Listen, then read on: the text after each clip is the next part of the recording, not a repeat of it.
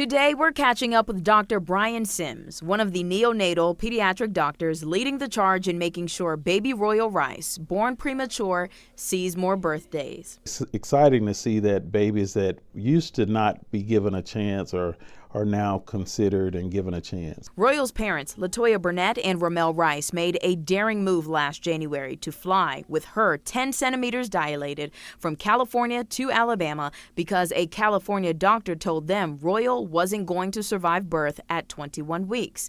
Against medical advice, the family believed doctors at UAB could save their son when they found this article. And when they transferred me upstairs, I saw where Dr. Sims came in. I'm like, that's the guy we was wanting to see, because he was the one in the picture that we saw with this baby that they helped bring into this world. In 2021, Dr. Sims and his team delivered Curtis, the world's tiniest baby. When I talked to Dr. Sims, and it was something that always stuck to me, he was like, we make babies behave.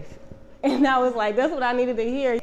What does that mean? Babies are born with the spirit, even at 21 weeks and 6 days, and Royal definitely displayed, I call it an attitude in a good way. So we just, when I say try to behave, we just try to do the things that we know works with extremely preterm babies. It takes a team to know what works and what the hospital calls a golden week. For 7 days, a team of doctors, nurses, specialists, and therapists are nourishing the baby. Once the baby's a little more stable, but our respiratory therapists are there in the beginning to help us with management of the respiratory status, and our skilled nurses are at the bedside that recognizes when the babies are misbehaving in a sense. Curtis, the world record baby, born at 21 weeks and 1 day, is 4 years old now. His mom says he's doing well at 32 pounds. He has therapy sessions and still takes his night feeds.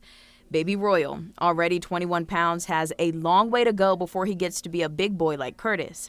His family is determined to see that because they're staying in Birmingham for a little while to see UAB doctors help get him there. It's nothing against the doctors in California, because based on the numbers, that's pretty much is the recommendation across the United States, that at that age, most babies wouldn't survive. As far as us sort of giving a baby a chance, that's just our assessment of the baby and knowing that some babies at that age can survive. In Birmingham, Magdala Lusant, WVTM 13.